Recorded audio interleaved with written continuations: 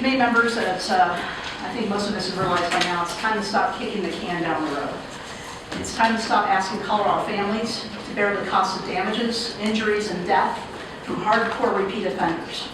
In 1 year alone, 142 Coloradans had to pay the ultimate price. But less often, you will hear, like the Walton County family had father and 2 sons that were killed by a repeat offender with 5 alcohol-related convictions. Less often, you'll also hear about the ongoing financial burdens for these Colorado survivors. And today you will hear testimony from those who have had to pay a steep price, absorbing a lifetime of pain because the Colorado legislature has neglected to prioritize funding for a felony DUI bill.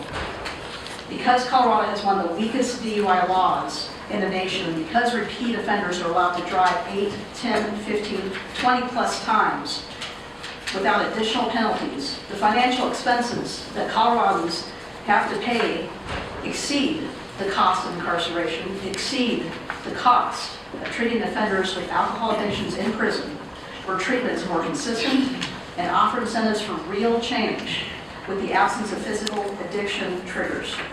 Holding those accountable, those who continue to abuse the privilege of driving beyond all reasonable measure, by asking for a 0.003% of an increased budget, will go a long way in reducing the cost to the public and reducing the danger to Coloradans on our roads.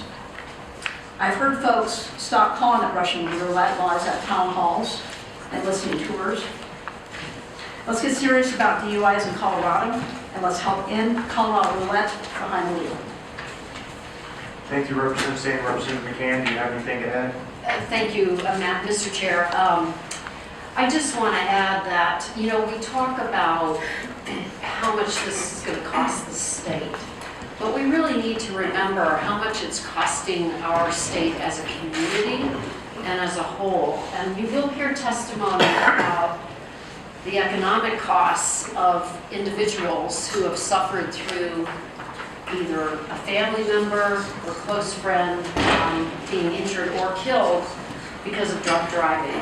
This is a cost to our community as a whole, and the state ends up picking up a lot of these costs through either Medicaid or social services that people end up depending on once these terrible tragedies have taken place. So I'd ask you to keep that in mind when you are thinking about the financial impact of multiple DUI offenses. The statistics are alarming, and you will hear some of those, but the numbers of people who are involved in either fatal crashes or debilitating crashes after having had 2, 3, 4 DUIs, it's just overwhelming. And these situations are devastating to families and individuals. It's time to say enough is enough. We're going to get serious here in Colorado. We're no longer going to be one of only 4 or 5 states that doesn't have a felony DUI bill. It's time to do it.